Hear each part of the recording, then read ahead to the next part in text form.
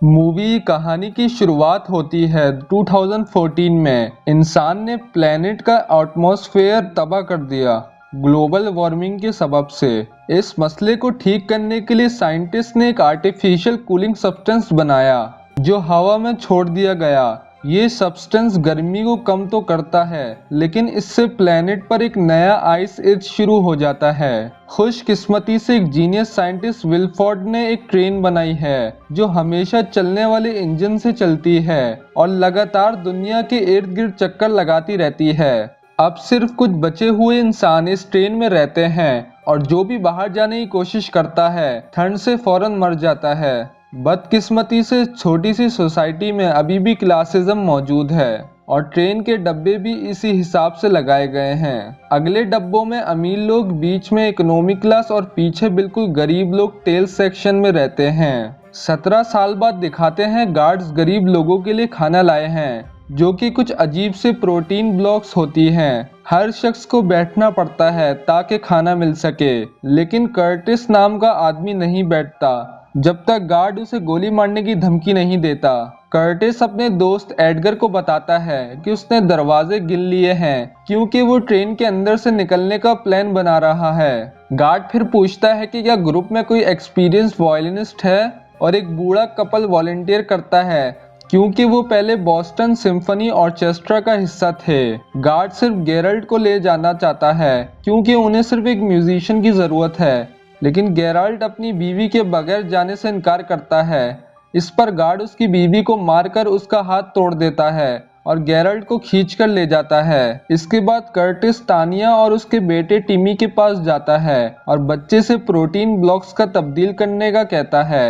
Curtis अपने नए block को काटता है और उसके अंदर से एक छोटी सी कैप्सूल मिलती है जिसमें एक मैसेज होता है। ये मैसेज वो गिलियम को दिखाता है जो एक बूढ़ा आदमी है और विल्फोर्ड के लोगों की दीवार के पास बैठा होता है। मैसेज में नेम लिखा होता है जो एक सिक्योरिटी एक्सपर्ट का नाम है जो जेल सेक्शन में है। कर्टिस चाहता है कि वो उस एक्सपर्ट को ढूंढे ताकि वो उनकी मदद कर सके, तो गिलियम कर्टिस की मदद करता है ऑप्शन समझने में। रात को जब सो रहे होते हैं, गार्ड्स का एक ग्रुप विल्फोर्ड की असिस्टेंट क्लॉड के साथ आता है जो सब बच्चों की टेप से नाप ले रही होती है। अचानक क्लॉड तानिया के पास आता है और उसकी स्कर्ट हटाकर टिमी को वहां छुपा हुआ देखता है और टिमी भागने की कोशिश करता है जबकि उसकी मॉम चीखती है, लेकिन गार्ड्स टिमी को पकड़ लेते हैं और तानिया को पीटते हैं ताकि वो चुप हो जाए। कुछ और नापतोल के बाद क्लॉड टिमी और एंड्रयू के बेटे एंडी को ले जाती है। एंड्रयू बहुत परेशान होकर चीखता है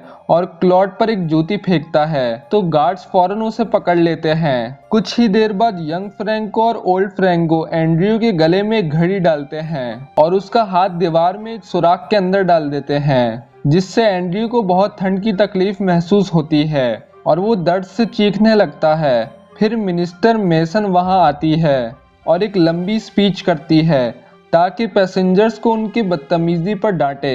वो फेंकी हुई जूती एंड्रयू के सर पर रख कर कहती है कि ट्रेन में सब कुछ एक खास ऑर्डर के मुताबिक चलना चाहिए। फिर मेसन विल्फोर्ड को फोन करती है ताकि उसे भी स्पीच करवाए, लेकिन विल्फोर्ड जवाब नहीं देता। फ्रैंको लोग एंड्रयू के हाथ निकालते हैं जो कि पूरी तरीके से फ्रीज हो चुका होता है और फिर उसे एक बड़ा हथौड़ा मारकर तोड़ देते हैं ताकि सजा मुकम्मल हो। अगले कुछ दिनों में गरीब लोग बहुत मेहनत से काम करते हैं चीजों को इकट्ठा करने के लिए ताकि एक ऐसा टूल बना सकें जो उनकी मदद करेगा। कर्टिस को कुछ क्रोनोल भी मिलते हैं जो इंडस्ट्रियल वेस्ट के छोटे से ब्लॉक्स होते हैं जो नशा करने वालों को मजा देने के लिए इस्तेमाल होते हैं, लेकिन ये बहुत आसानी से जल भी सकते हैं। कर्टिस को लगातार वो बात याद आती रहती है जो मेसन ने गार्ड को हथियार को बेकार बंदूक कहा था और उसे लगता है कि गार्ड्स के पास लास्ट रिवॉल्ट के बाद गोलियां खत्म हो चुकी हैं। जब सब काम कर रहे होते हैं, ग्रुप का एक आर्टिस्ट सब अहम लम्हात की ड्राइंग्स बना रहा होता है और वो एंडी और तानिया को उनके बच्चों की पोर्ट्रेट्स तोहफे में देता है। एक दिन अचानक अलार्म बजता है और सब जल्दी से लाइन में लग जाते हैं ताकि गार्ड्स के लिए तैयार हो सके। उनका डिवाइस तैयार होता है तो दिक्कत पैदा करने के लिए वो प्रोटीन ब्लॉक्स के खिलाफ चीखना शुरू कर देते हैं। एक गार्ड एक बूढ़े आदमी को पकड़ लेता है और गोली मारने की धमकी देता है, तो कर्टिस फौरन आगे जाकर बंदूक अपने सर पर रख देता है जब गार्ड ट्रिगर दबाता है तो कुछ नहीं होता। इस पर एडगर चीख कर कहता है कि इन बंदूक में गोलियां नहीं हैं और फिर वहां शोर मच जाता है। वो डिवाइस असल में एक बड़ा पाइप का ट्रेन होता है जो व्हील्स पर चल रहा होता है और ग्रुप इसे अगले कंपार्टमेंट्स में धक्का देना शुरू कर देता है। कर्टिस इसके ऊपर बैठा होता है। गार्ड्स और लोगों के दरमियान एक बड़ी लड़ाई होती है, लेकिन बगैर बंदूक के लोग आसानी से गार्ड्स को हरा देते हैं। अचानक एक बड़ा गार्ड उनका रास्ता रोकने की कोशिश करता है, लेकिन ग्रे उस पर छलांग मारकर उसे फौरन मार देता है और उसकी चाबियां छीन लेता है। इसके बाद लोग आसानी से जेल वाले कंपार्टमेंट तक पहुंच जाते हैं, जहां सेल्स असल में दीवार के कंपार्टमेंट्स होते हैं। चाबियां इस्तेमाल करके वो लोग सिक्योरिटी एक्सपर्ट नेम को रिहा करते हैं, जो कुछ गाजी सा लगता है क्योंकि वो एक नशे का एडिक्ट होता है। दीवार से ट्रांसलेटिंग डिवाइस उठाने के बाद कर्टिस उसे समझता है कि उसे अगले कंपार्टमेंट्स के दरवाजे खोलने में मदद चाहिए और वो उसे क्रोनोल देकर इस काम का इनाम दे सकता है। नेम सोचता रहता है और एक सिगरेट पीना शुरू करता है, जो सबको हैरान कर देता है क्योंकि सिगरेट 10 साल से ज्यादा अरसे से अवेलेबल नहीं है। छोटी चैन इस मौके का फायदा उठाकर नेम की माचिस चुरा लेती है। बहुत सोचने के बाद नेम सिगरेट फेंक देता है और सब उसके लिए लड़ने लगते हैं, लेकिन नेम खुद भी लड़ाई में शामिल हो जाता है जब तक कर्टिस उसे वहां से नहीं निकाल लेता। नेम बताता है कि उसने चाबियां ले ली हैं और एक और कंपार्टमेंट खोलता है जिसमें उसकी बेटी योना होती है, जो खुद भी एक एडिक्ट है। नेम मदद करने पर राजी होता है अगर दोनों को हर दरवाजा खोलने के बदले क्रोनोल मिले। कर्टिस इस डील को मान लेता है और नेम दरवाजे के वायर्स पर काम करना शुरू करता है। जब योना बताती है कि दूसरी तरफ कोई नहीं है, नेम दरवाजा खोलता है और ग्रुप को कंफर्म करता है कि वो कंपार्टमेंट खाली है। कोई विंडोज खोलता है और सबको धूप देखकर झटका लगता है क्योंकि इतने सालों बाद धूप देखी थी बाहर का, जहां बर्फ से ढका होता है और हर शहर पूरी तरह से फ्रीज हो चुका होता है। फिर नेम अगले दरवाजे पर काम शुरू करता है और योना कहती है वो भाग रहा है बिल्कुल दरवाजा खुलने से पहले। ग्रुप हैरान होता है कि जब वो पॉल को देखते हैं, जो पहले उनके ग्रुप का हिस्सा था लेकिन अब पागलों की तरह उछल रहा होता है। वो पहले ऐसा नहीं था, इसलिए वो इधर उधर देखते हैं और पता चलता है कि वो जगह है जहां प्रोटीन ब्लॉक्स बनते हैं। पॉल को यहाँ अकेला ब्लॉक्स बनाने के लिए रखा गया था, जिससे वो पागल हो गया। कर्टिस एक मशीन के अंदर देखता है और डर के मारे चीख मारता है जब उसे पता चलता है कि प्रोटीन ब्लॉक्स के इंग्रेडिएंट्स कॉकरोचेस हैं। अचानक कर्टिस को जमीन पर एक और कैप्सूल मिलती है और वो पॉल से इसके बारे में पूछता है, लेकिन पॉल नहीं जानता कि ये कौन भेजता है। वो सिर्फ कैप्सूल्स को खाने में डाल देता है। गिलियम उस कैप्सूल को खोलता है और उसमें वाटर लिखा होता है, तो पॉल बताता है कि पानी का सप्लाई कुछ कंपार्टमेंट्स आगे है। अगर वो पानी पर कब्जा कर लें तो वो नेगोशिएशन कंट्रोल कर सकते हैं।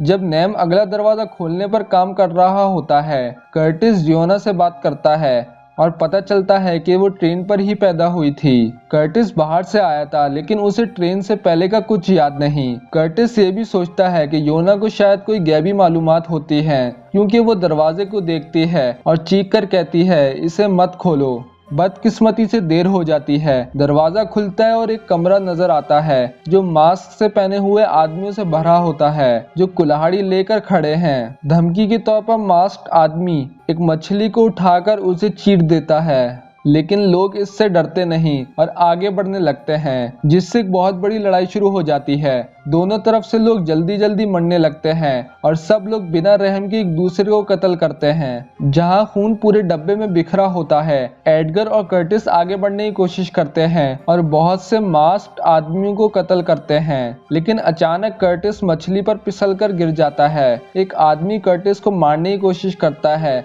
जब वो नीचे होता है, लेकिन एडगर फौरन उस आदमी को मार देता है बिल्कुल वक्त पर। कंपार्टमेंट के आगे और भी ज्यादा मास्क्ड आदमी और कुछ गार्ड्स होते हैं जो ये ऐलान करते हैं कि वो ब्रिज क्रॉस करने वाले हैं। फिर वो लोग गिनती शुरू करते हैं और जब ट्रेन ब्रिज पर पहुंचती है तो सब चीख कर कहते हैं हैप्पी न्यू ईयर। बदकिस्मती से पिछले साल के बाद से ब्रिज पर बहुत सारी बर्फ की तह जमा हो चुकी होती है। जब ट्रेन उन तहों से गुजरती है तो ट्रेन बहुत जोर से हिलती है, जिससे सब लोग जमीन पर गिर जाते हैं सिवाय योना और नेम के, जो खिड़की से नीचे का नजारा करते हैं। आखिरकार एक गार्ड ऐलान करता है कि उन्होंने ब्रिज क्रॉस कर लिया है, और सब लोग दोबारा लड़ाई करने के लिए उठते हैं। लेकिन तब मैसन और फ्रैंकोस कंपार्टमेंट में दाखिल होते हैं। मैसन लोगों को डांटती है कि वो विल्फ्रेड का दिया हुआ पनाह और खाना जो इतने सालों से मिलता रहा है उसके लिए शुक्रगुजार नहीं है, और वो बताती है कि 74% लोग मार दिए जाएंगे। गुस्से में कर्टिस उस पर एक कुल्हाड़ी फेंकता है, लेकिन वो ब्लॉक हो जाती है। अचानक मेसन दूरबीन उठाती है और उसके आदमी खास मास्क पहन लेते हैं। तो योना कर्टिस को समझाती है कि एक लंबा टनल आने वाला है। ट्रेन जब टनल में दाखिल होती है तो कंपार्टमेंट अंधेरे में घुट जाती है, लेकिन गार्ड्स अपने खास मास्क की वजह से देख सकते हैं। लोगों को जल्दी से काबू कर लिया जाता है और वो एक एक करके मारने लगते हैं। जब मेसन इस कत्लेआम को नाटक की तरह एंजॉय करती है, लोग लगातार मरते जाते हैं, लेकिन कर्टिस को कुछ याद आता है और वो चैन को आग जलाने के लिए चीखता है। चैन अपनी चुराई हुई माचिस से मशाल जलाता है और जल्द ही वो और एंड्रयू एक लोगों के ग्रुप को अंधेरी कंपार्टमेंट में टॉर्चेस के साथ गाइड करते हैं। आग की मदद से लोग दोबारा फायदा उठाने लगते हैं। ग्रे एक ऑफिस को पकड़ लेता है और धमकी देता है कि अगर दुश्मन ने सरेंडर नहीं किया तो वो उसे मार देगा। मैसन को एक छोटी सी एम्प्लॉय की परवाह नहीं होती, तो ग्रे उसे कत्ल कर देता है और लड़ाई जारी रखता है। फिर वो मैसन के पैरों में छुरा मार देता है। कर्टिस को एक मौका नजर आता है और वो मैसन की तरफ भागता है, लेकिन फिर उसे पता चलता है कि यंग फ्रैंको ने एडगर को पकड़ लिया है। एक लम्हे के लिए कर्टिस समझ नहीं पाता कि क्या करे, लेकिन आखिर में वो ज्यादा लोगों के फायदे के लिए फैसला करता है और मेसन को पकड़ने के लिए भागता है, जबकि फ्रैंको एडगर को कत्ल कर देता है। जैसे ही कर्टिस मैसन को पकड़ता है, मैसन सबको लड़ाई रोकने का हुक्म देती है। यंग फ्रैंको कर्टिस को मारने की कोशिश करता है, लेकिन योना छुपकर निकलती है और उसे एक रॉड से चीर देती है। जब ग्रुप ओल्ड फ्रैंको को पकड़ लेता है तो वो अगले कंपार्टमेंट में जाके खून धोते हैं जहां पानी चल रहा होता है। तानिया और एंड्रयू मैसन को तकलीफ देते हैं ताकि वो बात करे, लेकिन मैसन सिर्फ इतना जानती है कि बच्चे विल्फोर्ड के पास ले जाए गए हैं। अब कर्टिस की बारी होती है धमकी देने की।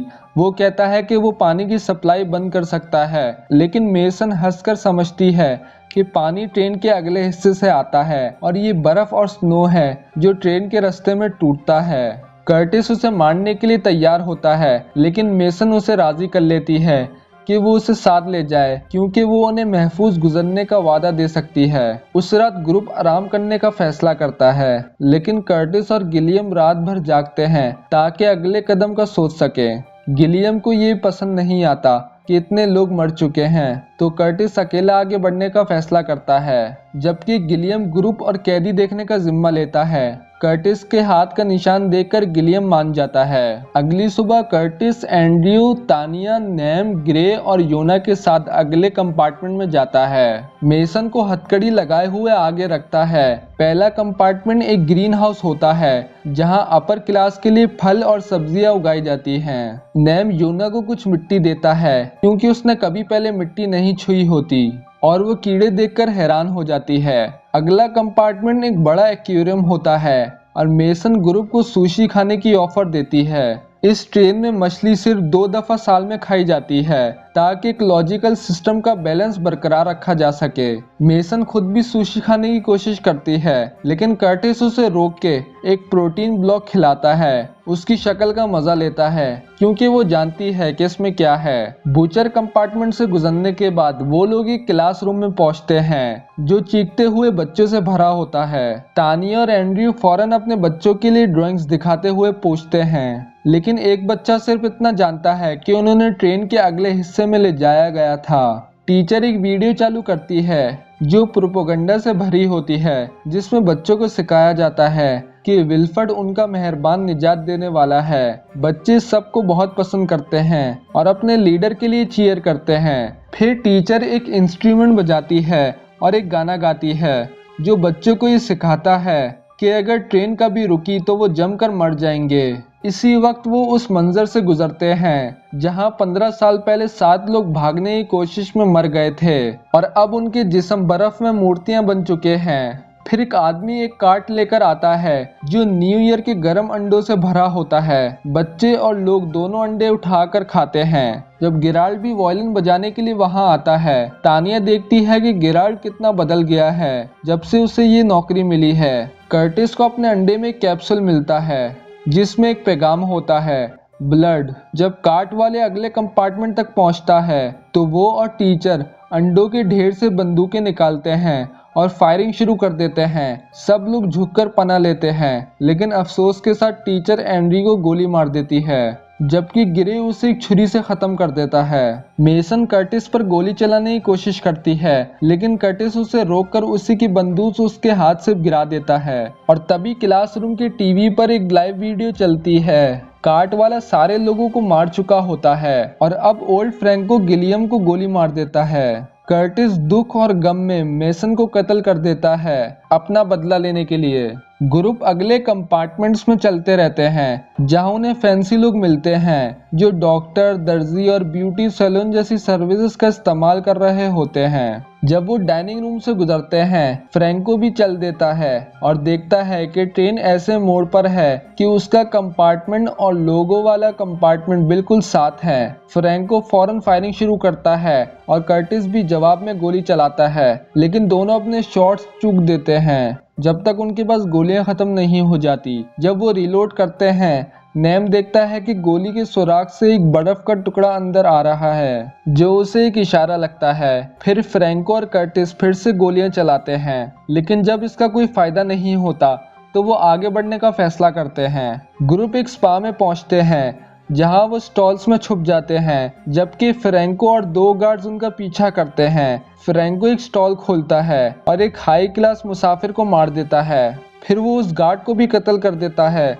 जो उसे रोकने की कोशिश करता है। इसी वक्त ग्रे दूसरे गार्ड को मारकर फ्रैंको के कंधे में छुरी घोंपता है और दोनों के दरमियान लड़ाई शुरू हो जाती है। जब दोनों मर्दों में झगड़ा होता है, कर्टिस फ्रैंको को गोली मारने के लिए आगे बढ़ता है, लेकिन वो ग्रे को नुकसान दिए बगैर एम नहीं कर पाता। जब फ्रैंको ने ग्रे को बेहोश कर दिया, कर्टिस ने आखिरकार गोली चलाई, लेकिन फ्रैंको ने भी वापस गोली चलाई और कर्टिस के हाथ को चोट लग गई। तानिया भी फ्रैंको पर हमला करने की कोशिश करती है, लेकिन फ्रैंको उसे भी गोली मारकर गिरा देता है। फिर कर्टिस और फ्रैंको के दरमियान हाथ से लड़ाई शुरू हो जाती है, लेकिन बहुत कोशिशों के बाद फ्रैंको कर्टिस को बेहोश कर देता है। फ्रैंको कर्टिस को छुरी मारने की कोशिश करता है, लेकिन ग्रे वापस आता है और उसे रोकने की कोशिश करता है। इस बार फ्रैंको जल्दी से ग्रे को शिकस्त देकर उसे सीने में छुरी घोंप देता है और उसे कत्ल कर देता है। जब फ्रैंको एक और स्टॉल खोलता है तो वो देखता है कि नैम एक औरत के पीछे छुपा होता है और एक और लड़ाई शुरू हो जाती है। नैम फ्रैंको को गिराकर उससे गला घोंटकर मारने लगता है। तब योना छुरी उठाती है कि वो उसे कत्ल कर दे, लेकिन नैम नहीं चाहता कि योना किसी को कत्ल करे, इसलिए वो छुरी गिरा देता है जो कर्टिस उठाता है और फ्रैंको के पहलू में घोंप देता है। इसके बाद कर्टिस तानिया के पास जाकर उसे चेक करता है। तानिया मरने से पहले टिमी का ड्राइंग देखना चाहती है, तो कर्टिस उसे ड्राइंग दिखाता है। ग्रुप अगले कंपार्टमेंट्स में चलना जारी रखता है और एक कंपार्टमेंट से गुजरता है जहां बहुत शोर मस्ती पार्टी चल रही होती है। शराब और बेफिक्री का माहौल होता है। फिर वो एक कंपार्टमेंट से गुजरते हैं जहां नशेड़ी पड़े होते हैं। फिर वो कंप्यूटर कंपार्टमेंट से गुजरते हैं और ब्रिज को पार करने के बाद आखिरकार विल्फर्ट के वॉल डोर तक पहुंच जाते हैं। योना ज्यादा शराब पीने की वजह से बेहोश हो जाती है और कर्टिस नैम से कहता है कि वो डोर खोले। नैम ज्यादा क्रोनोल मांगता है, जिस पर कर्टिस का गुस्सा फट पड़ता है और वो डोर पर जोर जोर से मारना शुरू कर देता है। नैम उसे लड़ाई करके शांत करता है और फिर उसे दुनिया का आखिरी सिगरेट देता है, जो कर्टिस मजे से पीता है और अपनी कहानी शेयर करता है। ट्रेन के पहले दिनों में गरीब लोग कमजोर और बच्चों को खाकर जिंदा रहते थे और बच्चे सबसे ज्यादा मजे के लगते थे। कर्टिस ने एक माँ को कत्ल किया था और लगभग एडगर को भी कत्ल करने वाला था जब वो बच्चा था, लेकिन गिलियम ने अपना हाथ काट के दे दिया ताकि वो ये खा ले। सब लोग इसी तरह अपना हाथ पैर काटने लगे। कुछ दिनों बाद गार्ड्स प्रोटीन ब्लॉक्स लेकर आने लगे। नैम कन्फेस करता है कि वो कुरनोल इकट्ठा कर रहा था क्योंकि वो उन्हें जला सकता है और उसने एक बम बना दिया है जो डोर के बाहर धमाका करेगा। पिछले 10 सालों में हर न्यू ईयर पर नैम ने देखा है कि बर्फ पिघल रही है, तो वो समझता है कि वो लोग बाहर निकलकर जिंदा रह सकते हैं। अचानक डोर खुलता है और क्लॉड बाहर आती है। नैम को गोली मारकर उसे कुरनोल बम ले लेती है और कर्टिस को बताती है कि विल्फर्ड ने उसे डिनर के लिए दावत दी है। कर्टिस अंदर आता है और आखिरकार विल्फर्ड से मिलता है, जो कर्टिस को बताता है कि वो पहला शख्स है जो पूरी ट्रेन का सफर करके यहाँ तक आया है, क्योंकि विल्फर्ड खुद कभी पीछे नहीं गया। फिर विल्फर्ड इकोलॉजिकल बैलेंस की अहमियत पर बात करता है, लेकिन नेचुरल सिलेक्शन में बहुत ज्यादा वक्त लगता है, इसलिए सालों पहले उसने एक प्लान बनाया। असल में विल्फर्ड और गिलियम हमेशा से एक साथ काम कर रहे थे और उन्होंने मिलकर नकली इनकलाब बनाए जिन्होंने ट्रेन की पॉपुलेशन को कंट्रोल किया। कर्टिस को कुछ कंपार्टमेंट्स पहले हार जाना चाहिए था, लेकिन वो खुश नसीब रहा, इसलिए बैलेंस बनाए रखने के लिए विल्फर्ड एग वाले बंदे को कॉल करके उसे हुक्म देता है कि सब गरीब लोगों को पीछे कत्ल कर दे, लेकिन 18 को जिंदा रखे ताकि उनका 18वां साल मनाया जा सके। कर्टिस फोन पर चीखों और गोलियों की आवाज़ों को सुनता है और समझता है कि गिलियम के पास जो लोगो वाला फोन था वो असल में विल्फर्ड का प्राइवेट फोन था। इस दौरान फ्रैंको होश में आता है। विल्फर्ड के कंपार्टमेंट के बाहर योना और नैम भी होश में आते हैं और देखते हैं कि पार्टी वाली सेक्शन के लोग उन पर हमला करने के लिए आ रहे हैं। नैम जल्दी से उसे रोकता है और उसे ट्रेन के मैकेनिज्म में ढकेल कर मार देता है, लेकिन और गुस्से वाले लोग आ रहे होते हैं। उन्हें रोकने के लिए नैम ब्रिज को ब्लॉक करता है और योना से कहता है कि वो डोर खोले। विल्फर्ड कर्टिस को इंजर्ड रूम में ले जाता है ताकि वो कुछ वक्त अकेला गुजार सके, जो उसने ट्रेन पर आने के बाद कभी नहीं किया। कर्टिस इससे इतना परेशान होता है कि वो अपने घुटनों पर गिरकर रो पड़ता है और विल्फर्ड उसे आखिरी कैप्सूल देता है जिसमें ट्रेन का पैगाम होता है। विल्फर्ड चाहता है कि कर्टिस उसकी जगह लीडर बन जाए, कहता है कि गिलियम की भी ख्वाहिश थी। बाहर फ्रैंको लोगों के झुंड में से अपना रास्ता बनाता है, जबकि योना आखिरकार डोर खोल देती है। क्लॉड चेक करने के लिए बाहर आती है, लेकिन योना उसे मारकर उसकी गन ले लेती है और फ्रैंको पर गोली चलाती है जब तक कि गोलियां खत्म नहीं होती। फ्रैंको अभी भी जिंदा होता है, तो नैम योना से कहता है कि वो क्लॉड से कुरनोल वापस ले और कर्टिस से माचिस ले। योना अंदर दौड़ती है और अपना हाथ आगे बढ़ाती है, लेकिन कर्टिस विल्फर्ड के मैनिपुलेशन के नीचे होता है और उसे धक्का देकर दूर कर देता है। मायूसी में योना एक कांटा उठाती है। योना जमीन का टाइल उठाती है जहां टिमी इंजन को पावर देने के लिए काम कर रहा होता है। विल्फर्ड समझाता है कि इतने सालों में पार्ट्स खत्म हो चुके हैं, इसलिए अब वो बच्चों को इंजन के पार्ट्स के तौर पर यूज करता है। गुस्से से भरे कर्टिस विल्फर्ड पर चढ़कर उसे मारने लगता है। फिर दर्द बर्दाश्त करते हुए वो इंजन की गियर्स को रोकने के लिए हाथ डालता है और योना को माचिस दे देता है। जब योना बाहर भागती है, एंडी कंपार्टमेंट से निकलकर इंजन को दोबारा एक्टिवेट करने चला जाता है। बस एक सेकंड में नैम फ्रैंको को मार देता है। योना कुरनोल को आग लगा देती है और कर्टिस अपना हाथ टूटने का दर्द बर्दाश्त करता है